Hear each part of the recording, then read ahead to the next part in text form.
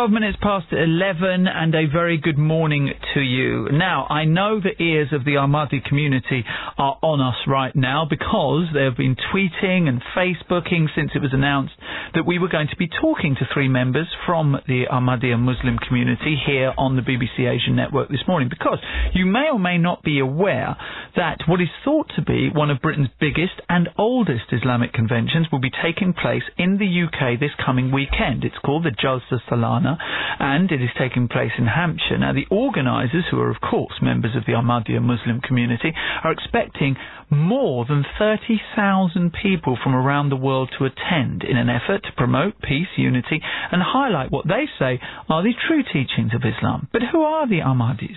Why do so many Muslims consider them to be outside the fold of Islam? Why are they the victims of persecution? I have spoke to Ahmadi Muslim before, whose brother was killed on his wedding day in Pakistan, and he was shot at, and I remember him showing me the scar of where the bullet had passed through his mouth.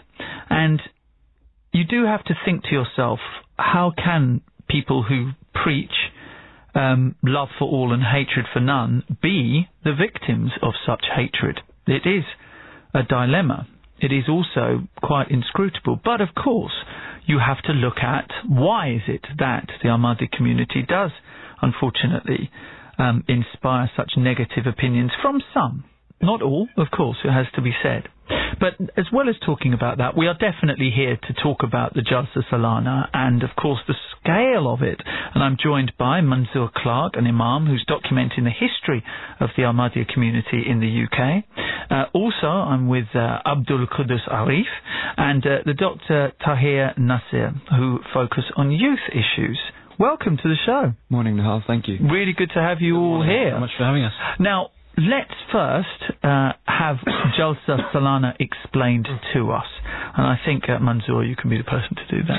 So the Jalsa Salana literally translates as the annual convention. Okay, well that's fairly straightforward. I was thinking it was something more poetic than that, but yeah, okay, all right, it's an annual convention. So this was started by the founder of the Ahmadiyya community, and it was started in Qadian, which is the place where he was born. Which is? That's in India. It's right. in the Punjab. Right. That then moved over after the split of India and Pakistan into a place called Rabwa, right, which is again in Pakistan. Right. That then, around when the community moved into various different countries all around the world, most of them have their own annual conventions. So here in the UK, in fact, it's a very good date which the community shares with England. 1966 was the first annual convention which happened here in the United Kingdom. Right, you're not claiming credit for that, surely, for the World Cup win. I mean, come on, that's stretching credibility, I'm thinking. Okay, so tell me, when you say that the community moved, did they move through just natural migration, or did they move through persecution? In terms of moving to the other countries around the world, I mean, that spread happened, of course, naturally. I mean, the more people that turn up, the more people that become Ahmadi Muslim, then obviously around the world the population of Ahmadis increased. But yes, you're quite right. There was a migration which was in one way forced and in one way chosen because of extreme persecution that happened in the subcontinent, Pakistan to be precise. Because of that, then the head of the community at the time migrated to London. So yes, you're quite right in that. Okay. Tell me, what was it like to hear growing up as a Ahmadi Muslim in terms of the relationships with other Muslims? Yeah, sorry. I don't really, in terms of the relationship with other Muslims, I mean, for a long time, before university at least, I can only speak for myself, of course, is that I had normal relations with other Muslims and never really came up. It came up a lot more at university, actually. I think because university is a place that foments interest and discussion on religious topics especially. I was the president of the Ahmadiyya Muslim Students Association and became the national president of all of them for 2 years. And so I was very much involved in discussions and dialogues and attempting to dialogue with non-Ahmadi Muslims. Unfortunately, at university at least, in my experience so far, has been coloured by a lot of negativity, even in the UK. And over aggressive negativity, or there were instances of hate leaflets being distributed at my university events by prominent members of what was then the Islamic Society. In fact, one of the previous presidents of their society distributed such hate leaflets. And so there were some such negative events. Was that reported to the university? Certainly, and it wasn't taken further, unfortunately. In terms of the... Is that because of a fear, political correctness, not understanding the issues? I think it was a desire to I think it was more about the reputation of the university, personally. But right. It was, nevertheless, it was something I tried to take forward, and I approached the Muslim communities, both the Shia societies and the Sunni societies, very actively over 3 years. And I said, even if you don't want to have dialogue on issues of difference, we should at least have dialogue on issues of commonality. We should have events on the unity of God. We should have events on love for the Prophet Muhammad. And each time how dare you take such a pragmatic approach to the Eastern common sense approach? Exactly. Your common sense is misplaced here, quite frankly. And the answer I always got was the same. It was that we don't want to give you a platform. And it was really painful because I still see them as my brothers in Islam and sisters in Islam, and I still see that we have more in common than we have as difference, and yet they would hold events with the Christian society, the atheist society, the Hindu society, the Sikh society, but the one society they definitely wouldn't hold events with was the Ahmadiyya Muslim society. And somewhat sadly, it pretty much seems to be one of the few things that unites Sunnis and Shias. Absolutely, I think this is one of the most common factors. Like, this is one thing that all the major, sects in Islam have come together in, is denouncing Ahmadis as Muslims, unfortunately. That's what we've seen, especially in the subcontinent. And is there even, we've just heard Tahir say that there isn't really an open-minded wish to have a dialogue with your community. Do you find that is changing, or do you think that attitudes are becoming even more hardened towards your community, Abdul? Well, it's not a hard and fast rule. I mean, I think this can be applied to especially those that call themselves, like, the imams and stuff. They don't want to openly express any sort of dialogue with the community itself. But I think when we're growing up here, especially the normal Muslims, normal young, guys like us, they were openly frank with us. And when I was growing up, especially, we never had this conversation what differences we have between each other, and we used to pray together, fast together, etc. So it was never an issue as such. But I think when you grow up and, like the imams and stuff, I think they're not as open as the younger generation. And it is a very difficult situation for Ahmadis in Pakistan, isn't it? It's a very difficult situation for religious minorities, full stop, in Pakistan. Absolutely. But the Ahmadi community have been singled out, haven't they, myself? I think there's, yes, the Ahmadi community has been singled out in terms of legislation being passed against specifically the Ahmadiyya community. But I think the problem isn't just about the Ahmadiyya community. The problem is about a general perspective and a general mindset, where there's an intolerance and almost a hatred towards anything that's not what you are, almost. Yes. So we have the burning of Christian houses, which actually pains the blowing up of Shia mosques. Exactly. There we go. The point is that as Ahmadis, we try to teach love for all, hatred for none. And that's not just for our community, that's for absolutely everyone. So if someone was to come in here and say something to you, especially on the pretense of a religious belief, then we would stand up in your defense as we would stand up if someone was to say to Tahir or to Qudus here. So I think, yes, the Ahmadi community has been singled out, and unfortunately it's being singled out around the world. And I think the main reason for that, in fact, is the fact that we try to teach love and peace, and unfortunately, some people around the world, don't appreciate that and don't like that. Therefore, by putting up opposition against us, by inciting hatred towards us, they try to, unsuccessfully, mask not the propaganda, but the campaign that we're having to try and spread love, peace, and intercommunal integrity in the world. How many Ahmadiyya Muslims are there in the world? Unfortunately, because the fact is that many people in Africa, for example, convert. We have huge tribes that convert within a day. And the problem is, therefore, that it's impossible to count how many of these people are. So usually the figure that we say tens of millions.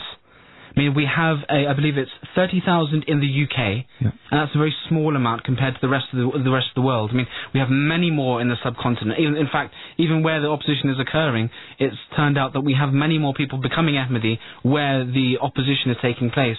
So we don't have an exact figure because every day people become Ahmadi, every day people are joining the fold of Islam and Ahmadiyyat. Therefore, we don't have an exact figure, but it's safe to say tens of millions. And what is the community's attitude to marrying out, in the sense of marrying Sunni or Shia?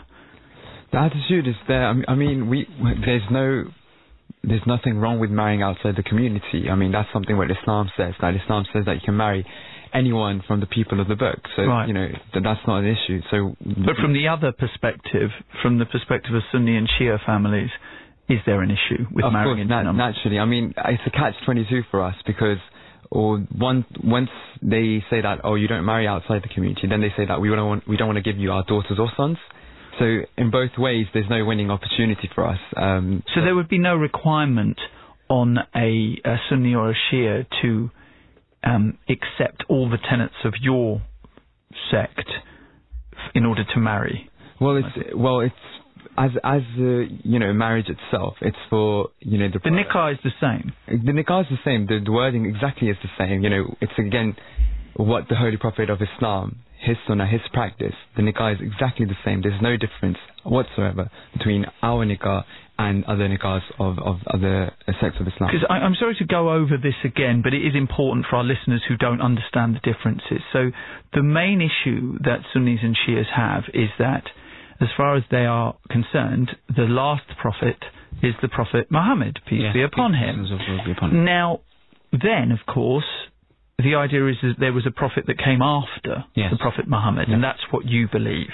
And that is considered blasphemy to mainstream Islam. It's very interesting, in fact. Is that a summary? It's factually correct, but also factually incorrect. So what the point is that... Well, that's confusing. That doesn't confuse us. Right, yeah. So what the actual matter is that both Muslims, Ahmadi and non-Ahmadi, and in fact the other religions in the world, all prophesize of the coming of an individual in the latter days. I mean, non-Ahmadi Muslims also believe in the coming of a promised Messiah, who, according to the words of the founder of Islam, the Prophet Muhammad, peace and blessings of God be upon him, would also be a prophet. So in fact, they also believe in the coming of another individual. This is a common issue. So the disagreement is over when and who. When and who, exactly. Right, okay. Exactly. And you, of course, believe that this has already happened. Yes. So your community, and they don't. Now it's simple, I think. I think we've accepted someone known as Hazrat Mirza Ghulam Ahmad as the promised Messiah, whereas the rest of the Muslim Ummah is still waiting for that promised Messiah to come. So give me a little sense of who your prophet was and what he did, so we can give our listeners a sense of why you regard him as your prophet. I mean, the Prophet Muhammad, peace be upon him, stated that the Muslim community would become and turn into the same condition of the Jewish people at the time of Jesus. And so he prophesied that there would also come a figure who would be messianic, who would be he called Jesus. We believe that that is a title of spiritual similarity and of spiritual function, that just as the malady, which would be extremism, interpreting your religion in an extremely hardline fashion.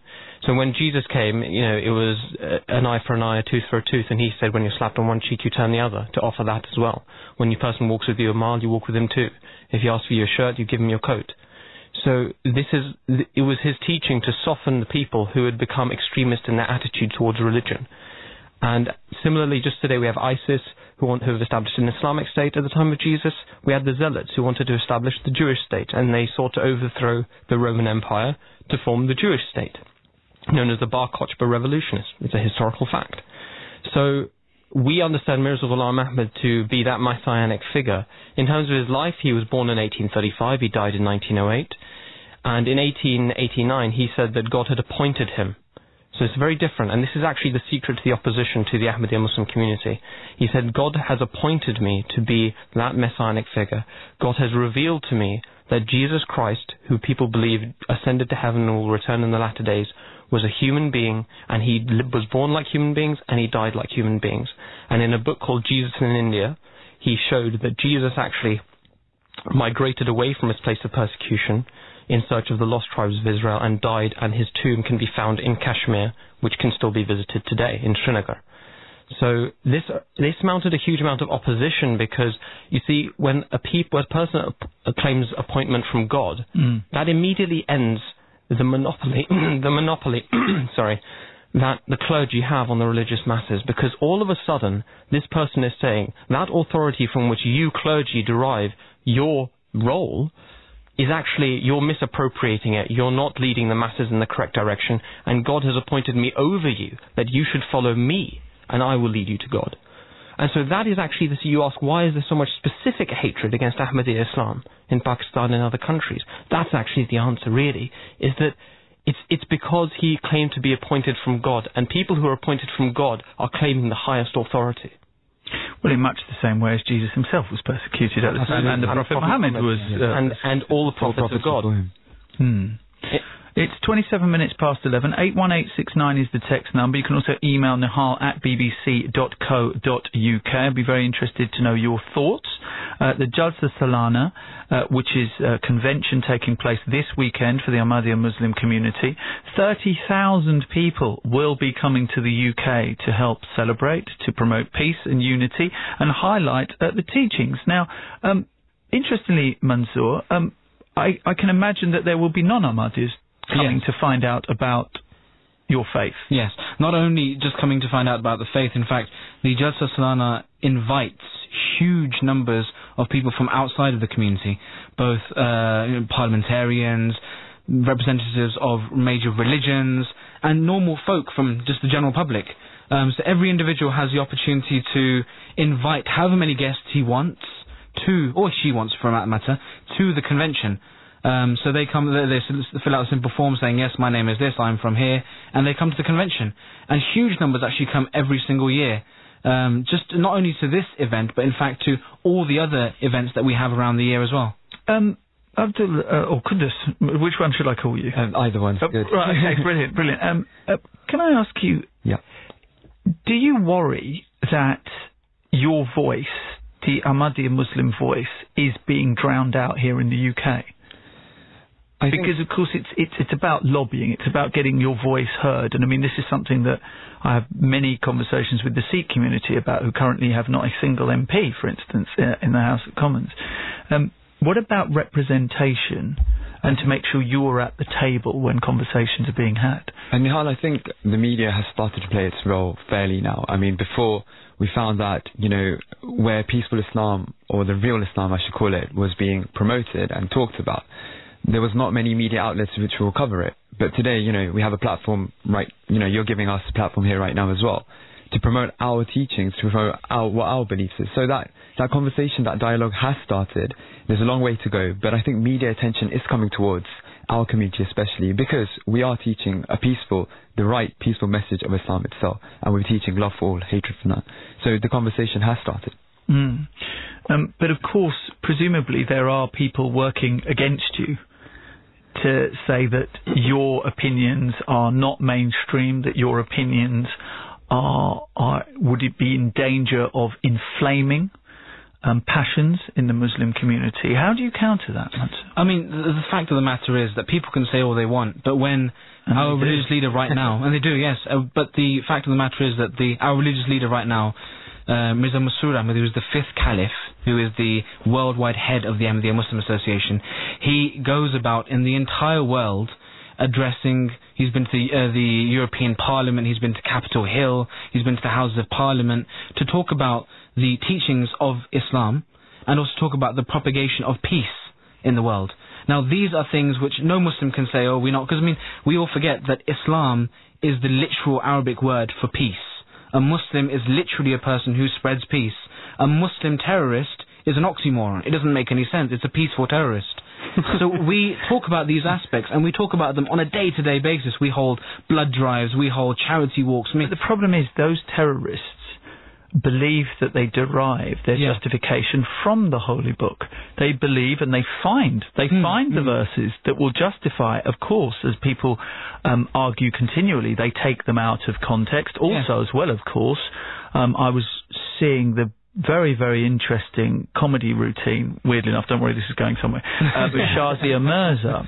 And she did a whole thing about this, and she actually picked out a hadith where the Prophet Muhammad predicted that ISIS an organisation like ISIS would come. With great specificity. Yes, actually. It's actually, I mean, I've never seen this before, but I saw it at the end, weirdly enough, considering the job I do, I had to find it out from a comedy route. But also as well, what was interesting, she interviewed, Christiane Amanpour, I think it was, from CNN, interviewed someone who had been a journalist who had either been kidnapped by or he had spent some time with ISIS. And one thing that he said was that he hardly saw any Quran. Exactly, yes. He hardly saw them talk about religion. They didn't try and convert him.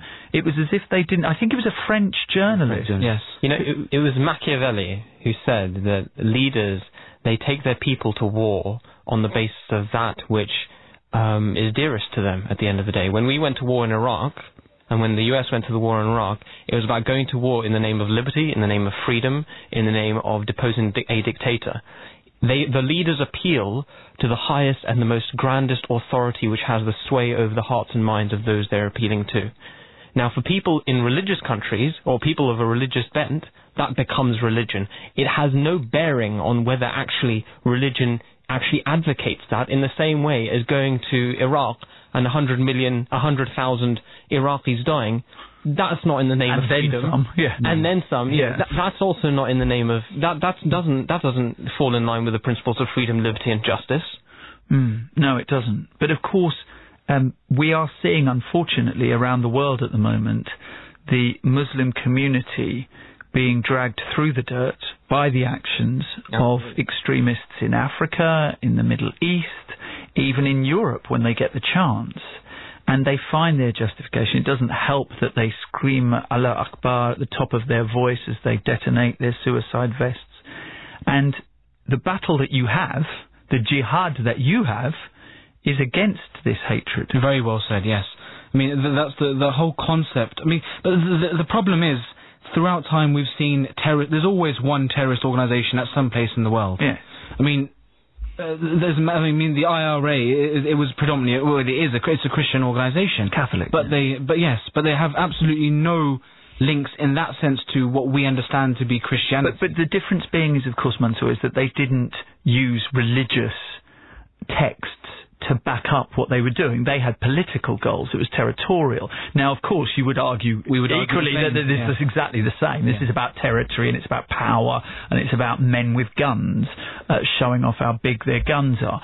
But they do use, and you know, when you have Abu Bakr al-Baghdadi stand up there in Mosul, I think it was, where he made his speech, and he's dressed there like an Ayatollah. The world looks at that and says, well, this is a man of faith. His faith is evil. The faith, sorry, not his faith, but the faith that he sees in his own head is evil. But it's faith. Yeah, but Nihal, we have to see that the Quran is the actual word of God, and the Prophet of Islam was actually the person who was practicing that word of God. We should see his example. His example is exactly what the Quran says. And did he do what these so-called these ISIS so-called Muslims are doing? Of course not. His practice was completely different. Did your Messiah claim to be as important as the Prophet Muhammad? No, not at all. In fact, on one occasion he said that absolutely everything that I am or I have is the result of the blessings of Muhammad, peace and blessings of God be upon him. So he himself expressed no parity at all? No. His whole prophethood is subservient to the prophethood of the Holy Prophet of Islam. He says throughout his literature that whatever I have gained spiritually, it's because I followed the Prophet of Islam, the Holy Prophet Muhammad, peace and blessings of Allah be upon him. Which is actually why, that's actually why when you originally, the question a couple of minutes ago when you said, could you tell us about your Prophet, I was actually going to cut in and say, well, actually, if you would say your Prophet, I would talk about Muhammad, peace and blessings of God be upon him. Right. As opposed to the promised Messiah, who himself has called himself the complete servant of the Prophet Muhammad, peace and blessings of God be upon him. It is 42 minutes past 11. I'm joined by three members of the Ahmadi Muslim community, and the reason that I'm speaking to them is because this weekend one of Britain's biggest and oldest Islamic conventions will be taking place. It's called the Jalsa Salana, and more than 30,000 Ahmadis from around the world will be attending. Now, it is inevitable when we have a conversation about the Ahmadi Muslim community that there will be those who do not regard you as Muslims. You're used to this. Yep. Can I just ask you, because you all have a personal story about the persecution that you and your family have faced. Abdul, what's been yours? So my grandfather has also narrated this to me and my parents, that from my mother's side, he used to own a medicine clinic or like a pharmacy. So during the 1974 riots, just before this whole this persecution was at its peak in one way or another. So it was burnt down in Faisalabad in Pakistan. And when my paternal grandfather accepted Ahmadiyyat, he was pretty much disowned by his family. He was forced to live outside, and but he maintained that relationship with his parents, with his family. But there was nothing from the other side. So it was something that they both sides had to put up with, but they didn't want to give up their families either. But they, of course, made sure that their faith was pretty much prioritized over all worldly things, all worldly relations. Mansoor? So, my background is split because I have my father's British, converted from Catholicism, and my mother is Pakistani. So I've got two aspects of this, almost this persecution thing. So back when Pakistan, my family house, in the same riots as Qudus was talking about, my family house was actually set on fire. Because, you have the large mahals, not the mahals, but like the very, very large houses there. And they came in through the front gate, and there was just lines and lines of these people who surrounded the house and set it on fire. So there's men, women, children. Oh my God. So these guys were fleeing from inside whilst people were setting fire to the house on the outside and surrounding it. But on the other side, then, as an English or British person, from my father's side, I talk about the persecution to an extent that we find here.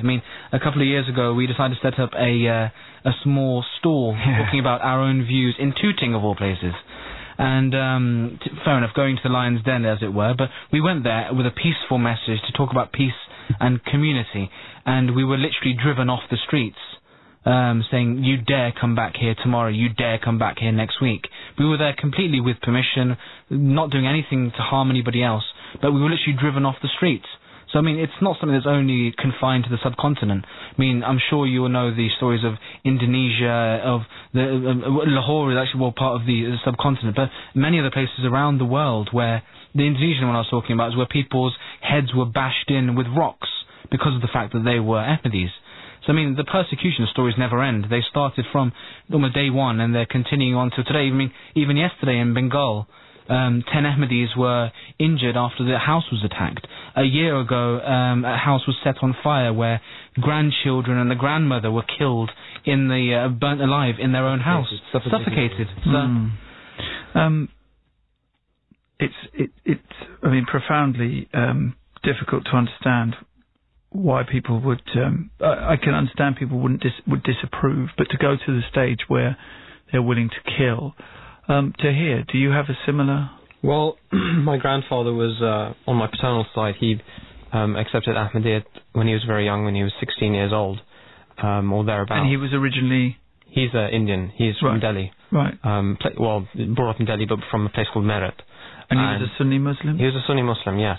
And he attended actually the Jalsa Salana in India at the time, where the second caliph was a speaker, and he noticed that all of a sudden while he was speaking, there was a huge shower of stones that came onto the where he was sitting, and all these men who were sitting there were being pelted by stones being thrown by Sunni Muslims who had entered into the Jalsa area and had started stoning the audience. And the caliph of the time, he said, "Sit still, do not move a muscle." And nobody got up or moved their place. And my father said that he had never seen such obedience in all of his life. And then the men moved, these attackers, they moved to the women's side, to the women's area, and they started throwing stones on them. And then the caliph said, "Will you let your women be attacked like this?" Because the police were standing by doing nothing.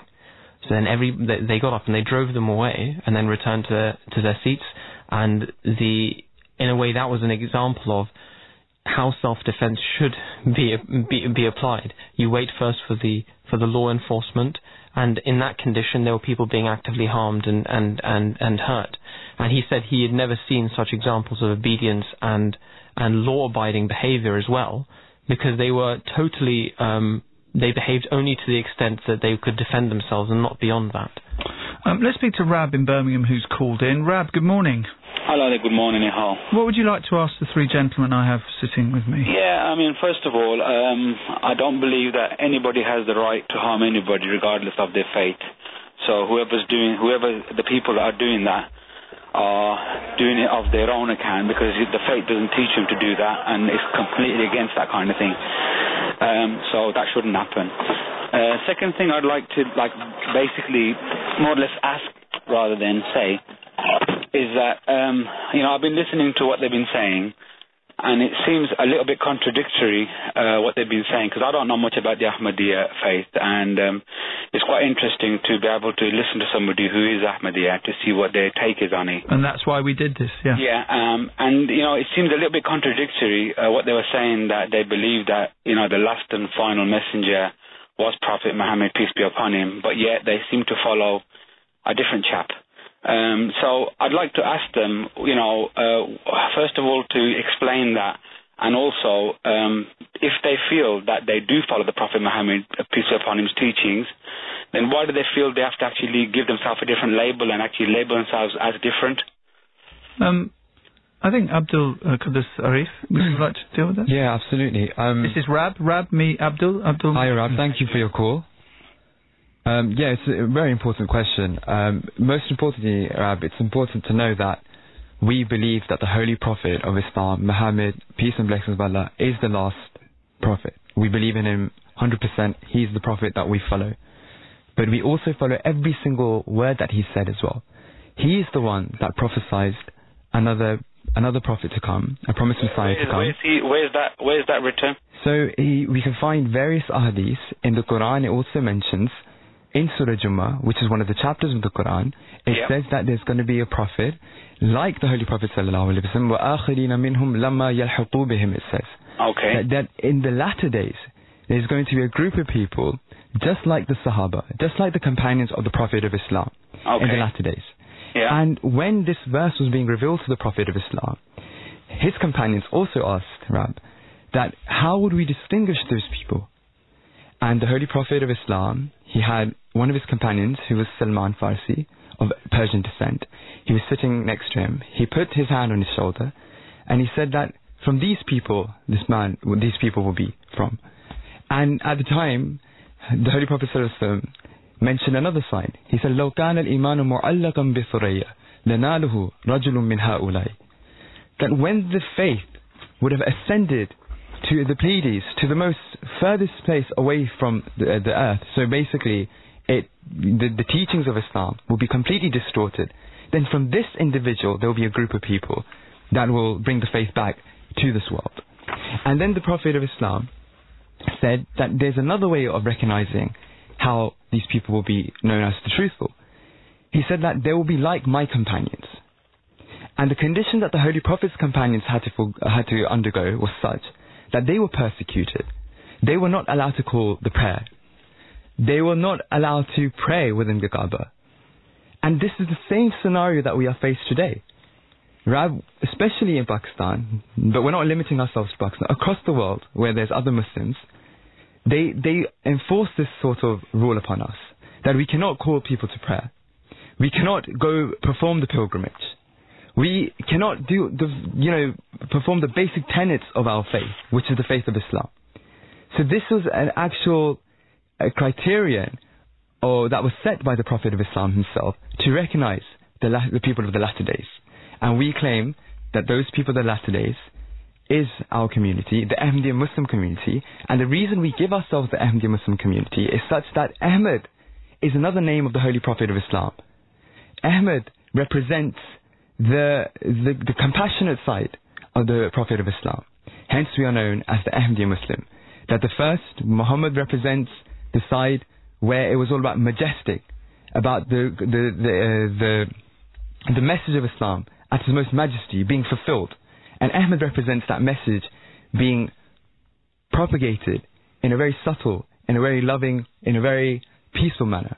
So these are two attributes of Prophet of Islam, and that's why we call ourselves the Ahmadiyya Muslim. Rab, that's a fairly comprehensive explanation. Yeah, I mean, I'll have to obviously look into what he said, because, like I said, I don't know much about the faith myself, and I'm actually in an actual learning club myself. Aren't we all, mate? Aren't we all? But the thing is, still, I still have an issue with the fact that when if somebody had read the Quran according to what this gentleman just said, that it says in there that there will be another prophet coming. Mm-hmm.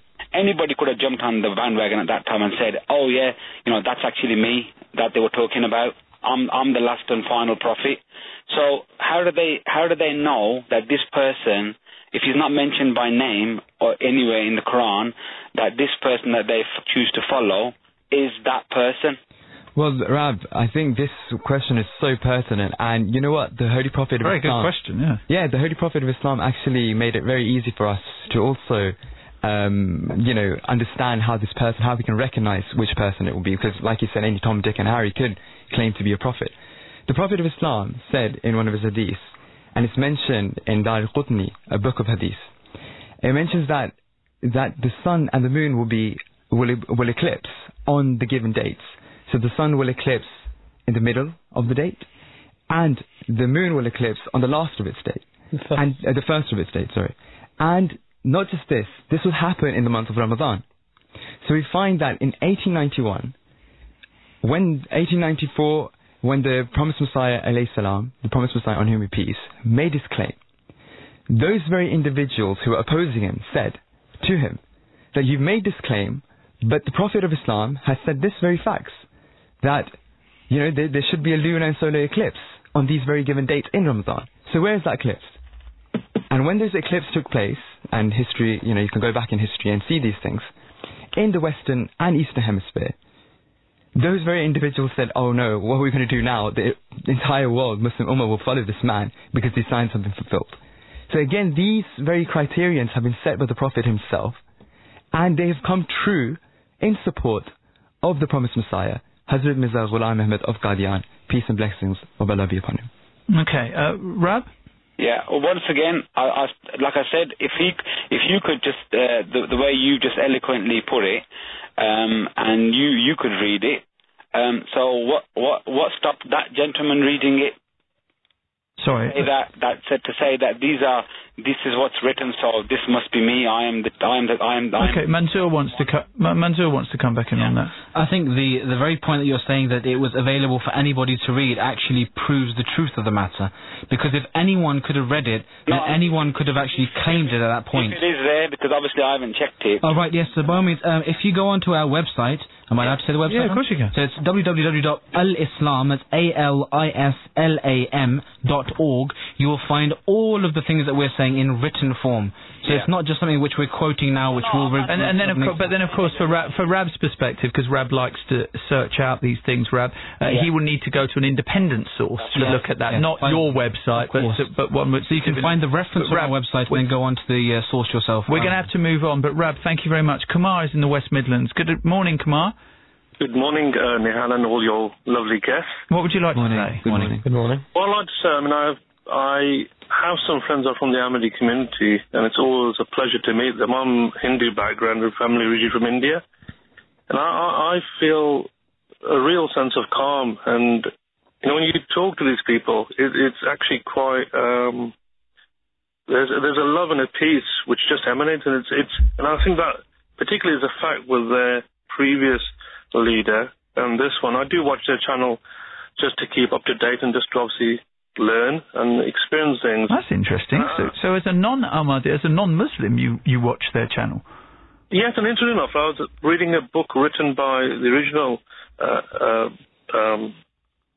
their leader, and after I read it, I thought it was actually set in this present age, because it actually was talking about when the British were ruling India, and some of the issues were actually present-day issues, and I was quite alarmed. I thought, hang on, when was this book written? It was like, I think, turn of the century, and I was quite shocked by that. It's possibly the book called The British Government and Jihad, in which... That's right, I think that possibly was it. And I think the other thing is, I think, obviously the connection I'm from India, and I feel absolutely so proud that, obviously we have sainthood in India, and obviously Gurujis and whatever, so it's nothing new to me, and I obviously pay as much respect to their current leaders I would to my Guruji.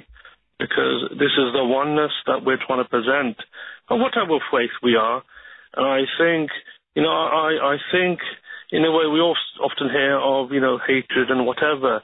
And I think it's very important, particularly this community and also the Sufi community, that, and in particular the Shia community, which have all strong connections with India, that they are given a platform. And really, Nihal, thank you for giving this opportunity. And it's been so lovely to hear them. I mean, the love and peace that just Emily, just listen to these gentlemen, is so wonderful. Okay, Kamal, thank you very much indeed. This text that came on, my name is Inamullah, and I am one who has been persecuted in Pakistan. We had been attacked by a mob, looted by all other sect groups. They burnt our property, they demolished my home and my father's surgery. In the end result, me and my father and my younger brother have been put in the prison and face blasphemy charges just because we are Ahmadi. Naseem is on the line from London. Naseem, good morning. Good morning, sir. I'm from Sweden. And just one thing I want to say that... hur lagat? Det är jättebra. Jättebra. Det är i London också. Go on, Naseem. That's the only Swedish I know. The other one is I'm sorry, I'm drunk, which would not be relevant in this particular conversation. Right, Naseem, carry on. Yes, please, I want to tell you that you talked about about the marriages within the Muslim communities, I want to just tell you that Ahmadis were declared non-Muslim in 1974 by the parliament, and then it was in Pakistan, yes, by Ordinance 20 in 1984 by Ziaul Haq, that Ahmadis cannot call themselves Muslims. How they can marry in the other Muslim communities? We were barred from all Muslim communities. Then the other thing is that Ahmadis cannot cast their vote. Now I'm a politician in Sweden.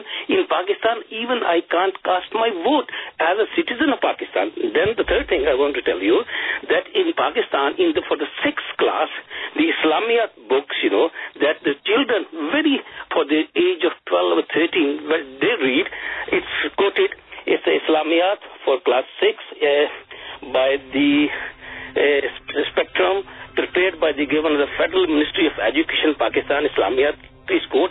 Naseem, we've run out of time. Urshekta. I'm joined by 3 members of the Ahmadiyya community, and the reason that they are here is because they are having a big get-together, a convention, the Jalsa Salana, this coming weekend in England. 30,000 people, more than, are expected to attend. So I'm now joined by the Imam Mansour Clark, who is documenting the history of the Ahmadi community here in the UK, the Imam Abdul Qudus Arif, and the Dr.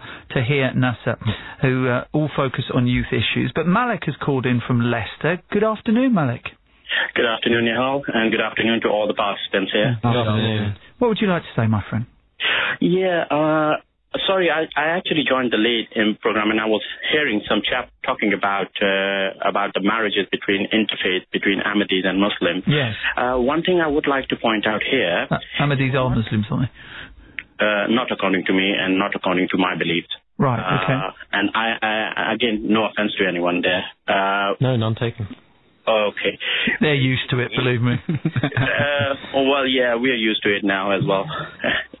So what, can I ask you why you don't accept them as being Muslims, even though what they practice, the vast majority of it is exactly what you practice. And they've also clarified that the Prophet Muhammad, peace be upon him, is the last prophet of Islam. So they've accepted that.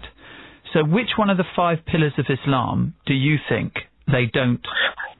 Right, Nihal, without going into much detail, and I'm not claiming to be a scholar of the religion, of the faith, whatever little bit I've learned, I have quote you a couple of examples. Number one, Musaylama Abdul Kazzab, who declared himself as a prophet, and later on, obviously, he was declared non-Muslim.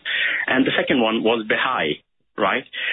During the time when Mirza Ghulam Ahmad Qadian declared himself as a promised Messiah, there was another person from Iran, from Persia, Baha'i, and now they started calling themselves Baha'i Muslim.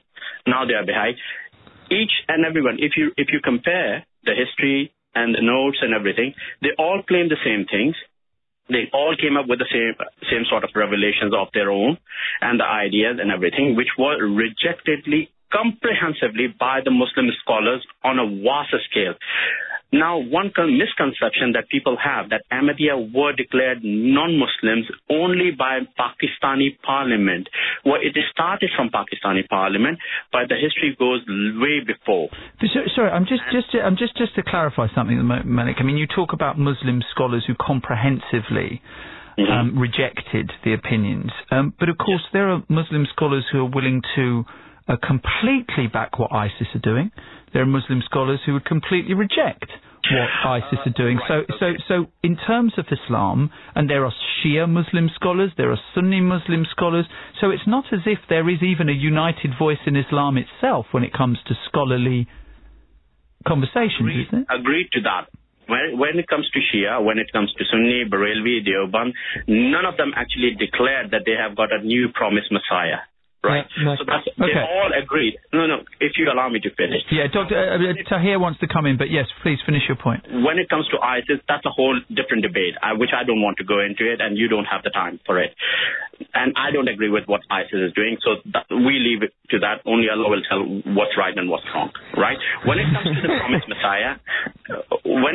promised Messiah, and in 1974, you had a debate, and the Mirza Nasser, I believe, was the caliph at that point of time, declared caliph, who actually said before the parliament, and mind you, parliament was not comprised of only Muslim scholars. They were electorally elected people who represented north and south of Pakistan, from north to south. And Yahya Bakhtiar was the Attorney General, and I would urge you to read about him. Right, I'm going to just urge you just to take a pause for a minute, Malik, because Tahir wants to come in on a number of points that you've made. So, Malik, stay with us. Yeah, so thank you for calling, first of all. And there are several misconceptions that I think just really need to be busted. Okay.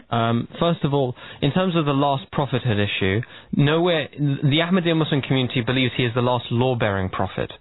Now, prophets can be of two types. They either bring a new teaching, or they reinvigorate or bring people back to the same teaching. Abraham, Ishmael, Isaac, Jacob, Joseph were all within the same family. They were all prophets of God. They were all following the same religion, right? Abraham was the law-bearing prophet. His sons and his grandsons were those who would rejuvenate and teach people the message which Abraham brought. Now, we believe Mirza Ghulam Ahmad was a non-law-bearing prophet. This kind of prophethood, we believe, is permitted and accepted in Islam. Right. That's to be clarified. There's one other point, please. I just wanted to clarify. It isn't this issue of read about Yahya Bakhti, read about 1974. I mean, come on. It's very simple. The Quran states in this very first chapter, Allah is Malik Yawmiddin, master of the day of judgment. Judgment is left to God. When the Prophet Muhammad, peace be upon him, wanted to know who was a Muslim in Medina, and he did a census, it is in Sahih Bukhari, the most authoritative Islamic text after the Quran. He said, write down for me the name of everyone who calls himself a Muslim. He didn't say, go through all of their different beliefs on all different complex theological concepts of prophethood. Even if you were to accept that we do not believe that the Prophet Muhammad is, that we believe a prophet, Mirza Ghulam Ahmad is a false prophet, so on and so forth. The criteria for calling yourself a Muslim, right, is that you say the kalima shahada, there is no God but Allah and Muhammad is his messenger, and that you practice Islam in the most generic sense. The Prophet Muhammad said, he who prays facing Mecca, and he who eats our food, and he who does the kalima, that credo I just mentioned, they are a Muslim and they are under my protection. Right? That's also in Sahih Bukhari. So this whole issue of, we call this, we have this scholarly debate, it's irrelevant. Okay. Nihal, do you want me to address this? I would, yes. Okay. Now, with all due respect to my brothers here, Mirza Bashiruddin Mahmud is not my caliph. It was your second caliph who declared us as kafir. Sorry, Malik. Sorry, Malik. I just want to bring you back to the point. That Tahir made, which was about actually the earliest sayings of the Quran, not about 1974, not about anything like that. I'm talking about 1974 now. I'm actually specifically addressing Tahir's point. Okay, may I reply? So just to be clear to our non-Muslim listeners, Malik, you are suggesting that someone from the Ahmadiyya community, a caliph, declared people. Wait a minute. I just want to get clarification here. You are saying that there was a caliph who declared he was an Ahmadi, and he declared non-Ahmadis as being kafir. Is that what you're saying? Being kafir and declared the fatwa, Ahmadi fatwa, that Ahmadis are not allowed to marry non-Ahmadis. Not allowed to give their daughters to non-Ahmadis. They can take the daughters of so-called Muslims, but they're not allowed. Okay, let's get some clarification. No, I understand. Bashiruddin Mahmood. No, Malik, we understand that, and that is a very important point that we need to put to our three Ahmadi friends. What exactly the point? Well, he's made several. So which one? So the point about a previous Ahmadi Khalid declaring non-Ahmadis as being kafir. That's absolutely incorrect. The term kafir... Malik, the whole point of having a debate is, my friend, if we ask a question, we wait for someone to answer it. My apologies. No, it's all right. He very clearly clarified the issue of the concept of being a kafir. A kafir means a rejecter, right? He said that they are rejectors of Mirza Ghulam Ahmad, and thereby God may adjudge them in his eyes as not being of those who submit to God, which is the meaning of the term Muslim. But he made it very clear. He wrote 200 books or so. Every single place he refers to non-Ahmadi Muslims, he calls them non-Ahmadi Muslims. He said they have the right to call themselves a Muslim. This is not about who God will adjudge to be a Muslim. This is not what this debate is about. This is about the right of every human being to label themselves as and to denominate themselves to the religion of their choosing. I accept that Malik may not be a Muslim in the eyes of God. In the eyes of God. Right. But he has every right to call himself a Muslim, and I have no right to take that right from him. Which is not Malik. He, on the other hand, has a different position with regard to me. Right. He says I can, he says that I'm not allowed to attribute to myself the religion of my choosing. Okay, Malik, and that is a very important distinction, because I guess the common vernacular way of saying it would be, who died and left you the right to judge someone who is and who isn't a Muslim? And I guess that is an important question. Who gave you the right to judge? Ghulam Ahmad Qadian himself referenced Braheen Ahmadiyya. Please read the... Malik, Malik, can I just ask you this question? I think it's an important question, because what Tahir has said is that it was said that you do not have a right to call yourself an Ahmadi Muslim, but you do have the right absolutely to call yourself a Muslim. Now that is a very different position than the one you're taking, which is that these three gentlemen surrounding me now do not have the right to call themselves Muslim. My question then to you as a presenter on the BBC Asia Network is, who gave you that right? Well, again, who gave you the right to judge someone who calls himself a Muslim? If you allow me to elaborate. Sorry, go on. Again, the reference I'm quoting here, Mirza Bashiruddin Mahmood, son of Mirza Ghulam Ahmad Qadian, second caliph of... But you're not answering my question. No, I am answering that question. Nihal, allow me, just 10 seconds, allow me to that. When he says, now this is the interpretation that Tahir is giving you.